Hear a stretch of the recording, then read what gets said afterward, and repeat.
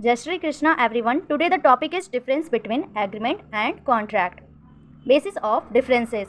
किस किस बेसिस पर डिफरेंसेस किए गए हैं एग्रीमेंट और कॉन्ट्रैक्ट के बीच में. मीनिंग, स्कोप, लीगल ऑब्लिगेशन और नेचर. फर्स्ट है meaning. Every promise and every set of promise forming the consideration for each other. Every promise और सेट ऑफ प्रॉमिस जिसमें कंसिडरेशन इन्वॉल्व हो उसे हम एग्रीमेंट कहेंगे. कंसिडरेशन का मतलब यहाँ पे है something in return. Promise plus consideration उसे हम एग्रीमेंट बोलेंगे. या किस में लिखा गया है? Clause E of section 2. Contract, agreement enforceable by law.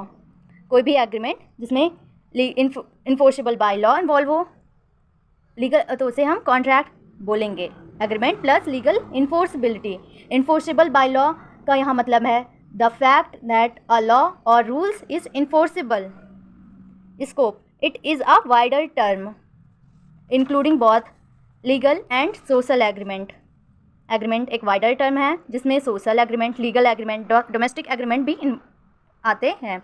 जैसे एग्जांपल, अगर हम किसी से ड्रग्स के लिए एग्रीमेंट कर रहे हैं और सामने वाला पार्टी पैसा नहीं दे रहा है तो वो हम उसके लिए क्लेम नहीं कर सकते हैं. और क्या और एग्जांपल है, अगर हम किसी को मरवाने के लिए पैसा दे रहे हैं, अगर सामने वाली पार्टी को हम पैसा नहीं देंगे तो भी एक तरह का इलीगल एग्रीमेंट है. सामने वाला पार्टी क्लेम नहीं कर सकता है. Contract, it is a narrow sense with the specification that contract is only legally enforceable agreement. Contract एक नैरो सेंस इसलिए बोला है गया है क्योंकि इसमें लीगली इन्फोर्सेबल एग्रीमेंट इन्वॉल्व है. Legal obligation, it may not create legal obligation. An agreement does not always grants right to the parties. Agreement में पार्टीज़ के पास राइट्स नहीं होता है कि वह सूट कर सकें कोर्ट में. सूट का मतलब यहाँ पे मुकदमा दर्ज कर सकें और अपने अधिकार ले सकें. लेकिन क्या होता है कॉन्ट्रैक्ट में ये राइट्स रहता है. Contract necessary creates a legal obligation और contract always grant certain rights to every party. Contract में पार्टीज़ के पास राइट्स रहता है कि वह क्लेम करके ना मनी रिकवर कर सकें. Nature, all agreements are not contract. सभी एग्रीमेंट कॉन्ट्रैक्ट नहीं हो सकते हैं क्योंकि अभी हमने पढ़ा क्योंकि इसमें से प्रॉमिस और कंसिडरेशन इन्वॉल्व है. लीगल इन्फोर्सिबिलिटी इन्वॉल्व होता तब हम इसे कॉन्ट्रैक्ट बोल सकते थे. लेकिन कॉन्ट्रैक्ट्स में ऑल कॉन्ट्रैक्ट्स आर एग्रीमेंट होते हैं क्योंकि इसमें प्रॉमिस, कंसिडरेशन और लीगल इन्फोर्सिबिलिटी ये सभी चीज़ें इन्वॉल्व होते हैं. Next topic is essentials of a valid contract. एक वैलिड कॉन्ट्रैक्ट होने के लिए क्या क्या चीज़ें होना ज़रूरी है. किसमें लिखा हुआ है? Section 10 of Indian contract act 1872. पहला फर्स्ट है एग्रीमेंट, सेकंड है free consent.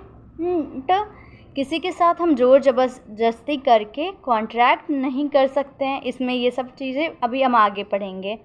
To parties, intention to create legal relationship,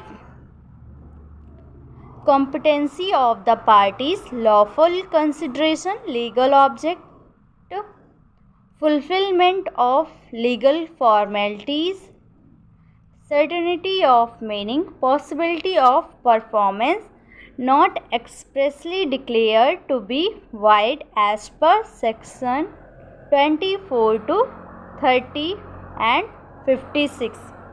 In term of section 10 of the act, all agreements are contract if they are made by the free consent of the parties competent to contract for lawful consideration and with a lawful object and are not expressly declared to be void. ये जो points हमने पढ़े हैं अभी वही points ये पूरा लिखा हुआ है इसमें. Section 10 is not complete and exhaustive. There are certain other section which also contains requirements for an agreement to be an enforceable in order to create a valid contract.